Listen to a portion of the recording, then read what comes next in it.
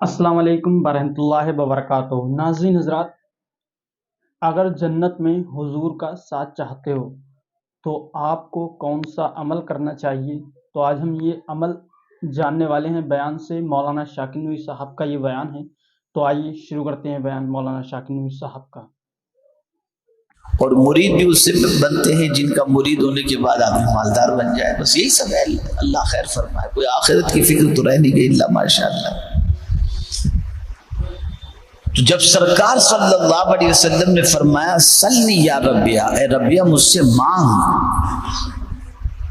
تو کیا مانگا انہوں نے؟ عرض کرتے مرافقتک فی الجنہ، سرکار جنت میں آپ کا ساتھ چاہتا تھا۔ سبحان اللہ، بے شک سبحان اللہ۔ لیکن سرکار نے یہ فرمایا کب؟ سلنی یا ربیہ، اے ربیہ مجھ سے مانگ۔ جب حضور صلی اللہ علیہ وسلم کی انہوں نے اتنی خدمت کی کہ سرکار خوش ہو گئے، اور خوش ہو کر حضور نے فرمایا کہ مانگ تجھے کیا چاہیے۔ سبحان اللہ، بے شک۔ ایسی حضرت عبداللہ ابن عباس رضی اللہ تعالیٰ عنہ، وہ بھی سرکار صلی اللہ علیہ وسلم کی خدمت کرتے ہیں۔ انہوں نے یہ دعا نہیں کی، یہ عرض نہیں کیا حضور میرے لیے یہ دعا فرمائے، سرکار صلی اللہ علیہ وسلم نے خود ہی ان کو دعا عطا فرما دی، اللہ تجھے قرآن کی معرفت عطا فرمائے۔ اس وقت سے لے کر آج تک اگر قرآن کا سب سے بڑا مفسر کوئی ہے تو وہ حضرت عبداللہ ابن عباس رضی اللہ تعالیٰ۔ سبحان اللہ، سبحان اللہ۔ حضرت انس نے خدمت کی تو سرکار نے عمر میں برکت کی دعا فرما دی، تو بڑی لمبی عمر انہوں نے پائی۔ تو ایک ہوتا ہے دعا کی گزارش کرنا، اور ایک ہوتا ہے کام کچھ ایسا کرو کہ دل سے خود ہی دعا نکل جائے، دونوں میں بڑا فرق۔ بے شک بے شک۔ ماں باپ کے حوالے سے بھی آپ دیکھ سکتے ہیں، وہاں بھی آپ کو یہ چیز ملے گی، خدمت ایسی کرو کہ ماں دل سے دعا دے دے، باپ دل سے دعا دے دے، خدمت ایسی کرو۔ جی بے شک۔ تو یہ سمجھانا اس لیے ہے کہ ایک ہوتا ہے اللہ سے رحم و کرم کی بھیک مانگنا، مولا ہم پر رحم فرما، اور ایک ہوتا ہے کچھ کام ایسے کرو کہ تمہیں رحم کی بھیک مانگنے کی ضرورت نہ ہو، خود ہی تم پر اللہ رحمت کی بارشیں نازل فرما دے۔ مجھے آج وہی تھوڑا سا سمجھانا ہے تاکہ آپ سمجھ جائیں۔ اللہ نے فرمایا وَهَذَا کتاب، یہ کتاب انزلناہ، اس کو ہم نے نازل کیا۔ پتا چلا یہ قرآن اللہ کی کتاب ہے، اور اس کتاب کو نازل کرنے والی ذات اللہ رب العزت جل جلالہ کی ہے۔ اب یہ کتاب ہے کیسی، جس کو ہم نے بہت اوپر رکھ دیا ہے نا کہ غلطی سے بھی ہاتھ نہ پہنچے، جس کو رمضان کے علاوہ کبھی کھولتے ہی نہیں ہیں الا ماشاء اللہ۔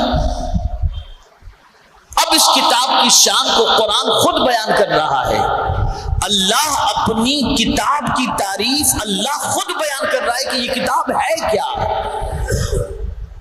یہ وہ بیان کر رہا ہے جس کا قول، جس کی بات سب سے زیادہ سچی، وَمَنْ أَصْدَقُ مِنَ اللَّهِ قِيلًا، یہ تو بتاؤ جو سب سے زیادہ جس کی بات سچی ہے وہ اللہ کے علاوہ کون ہے؟ اللہ کی بات سب سے زیادہ سچی ہے۔ کون ہے سب سے زیادہ سچی بات کہنے والا؟ اللہ عز و جل ہے۔ اس رب نے اپنی کتاب کا تعارف پیش کیا اور اس کی شان بیان فرمائی، وَهَذَا کِتَابٌ أَنزَلْنَاهُ مُبَارَكٌ، یہ برکت والی کتاب، برکت والی، بے شک بے شک، برکت والی۔ ہم نے برکت تو سمجھا ہے، لیکن کیا اعتبار سے سمجھا؟ گھر خریدیں تو پہلے قرآن شریف رکھ دیں، جہاں قرآن ہوگا وہاں برکت ہوگی۔ دکان خریدیں پہلے قرآن شریف رکھ دیں، جہاں قرآن ہوگا وہاں برکت ہوگی۔ بچی کی شادی کرنی ہے، قرآن کو پہلے جہیز کے طور پر دو، اس کے صدقے میں اللہ سب آسان فرمائے گا۔ اور ایک اور بات عرض کروں، ہم یہ بھی جانتے ہیں کہ مرنے والا جب مر جائے تو اس کو قرآن پڑھ کر کے ایصال ثواب کرو، قبر میں اس کو فائدہ پہنچے گا۔ ایک چپتا ہوا سوال میں آپ سے پوچھتا ہوں، جب اتنا عقیدہ آپ رکھتے ہو کہ قرآن مرنے والے کو فائدہ پہنچائے گا، تو کیا زندہ آدمی کو قرآن فائدہ نہیں پہنچاتا؟ بے شک سبحان اللہ۔ جی تو آپ قرآن کا انتظار اس وقت پڑھنے کا کر رہے ہیں کہ جب آدمی مر جائے تبھی پڑھیں گے؟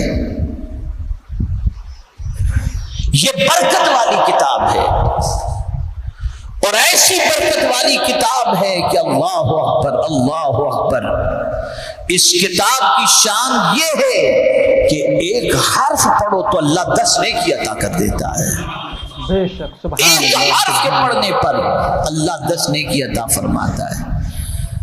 اس کتاب کو دیکھنے پر اللہ عبادت کا ثواب عطا کر دیتا ہے۔ خالی دیکھو قرآن کو، پڑھے بھی نہیں آپ، سنے بھی نہیں آپ، خالی آپ نے قرآن کو دیکھ لیا، اللہ عبادت کا ثواب عطا فرما دیتا ہے۔ لیکن کہاں سے آدمی قرآن دیکھے؟ اس لیے کہ گندگی میں اتنا ڈوبا ہوا ہے کہ اتنی گندگی دیکھ لیتا ہے کہ پھر قرآن دیکھنے کی طبیعت ہی نہیں چاہتی، بلکہ آ جائے تو کہتے ہیں تھوڑا سا ہٹا دو، معاذ اللہ من ذالک۔ یہ حال ہو گیا ہے۔ یہ برکت والی کتاب ہے، اور ایسی برکت والی کتاب ہے کہ اس کتاب کو سینے میں اگر کسی نے رکھا ہے، یعنی اس کے سینے میں کچھ قرآن موجود ہے، اور اس سینے کے ساتھ وہ قبر میں جاتا ہے تو اللہ اس کی قبر کو بھی کشادہ کر دیتا ہے۔ یہ ایسی برکت والی کتاب ہے۔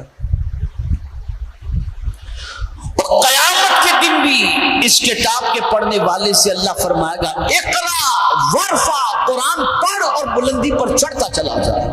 یہ کتاب، جو کتاب قیامت میں بلندی عطا کرے، اس کتاب کو چھوڑ کر آدمی نے سمجھا ہم بہت بلندی پہ چلے جائیں، نہیں، یہ کتاب اٹھانے کے لیے آئی ہے، بلندی پر لے جانے کے لیے آئی ہے، ترقی پر لے جانے کے لیے آئی ہے، کامیابی کی طرف لے جانے کے لیے آئی ہے۔ اور اس کتاب کے حوالے سے فرمایا گیا کہ اس کتاب کو مضبوطی سے پکڑو، مضبوطی سے پکڑو۔ یا یحییٰ خذ الکتاب بالقوہ، اے یحییٰ کتاب کو مضبوطی سے پکڑو۔ جو بھی کتاب اس دور کی رہی ہو اللہ کی کتاب ہوگی، مضبوطی سے پکڑنے کا حکم ہے۔ اور ہم نے سوچا کہ اس کتاب کو چھوڑو اور ترقی کرو۔ جب اس کتاب کو چھوڑے، زندگی سے برکتیں ختم، مال سے برکتیں ختم، عمر سے برکتیں ختم۔ اور جب یہ کتاب ہماری زندگی میں تھی تو اللہ تعالیٰ نے اس کتاب کے عوض کے اندر ہر چیز کے اندر برکت ہی برکت رکھی تھی۔ تو یہ کتاب برکت والی کتاب ہے۔ یہ پہلی صفت قرآن کی اللہ نے بیان فرمائی۔ اب یہ کتاب اللہ نے کیوں نازل فرمائی؟ چاہتے ہیں نا، ایک سوال میں آپ سے پوچھتا ہوں، میری گفتگو کا محور جس نقطے کی طرف ہے اس نقطے کی طرف آپ کی توجہ۔ ہم سب چاہتے ہیں اللہ ہم پر رحم فرمائے، چاہتے ہیں؟ بے شک بے شک۔ جو چاہتے ہیں ذرا تھوڑا ایسا بولیں کہ مجھے لگے کہ سب چاہتے ہیں اللہ سب پر رحم فرمائے۔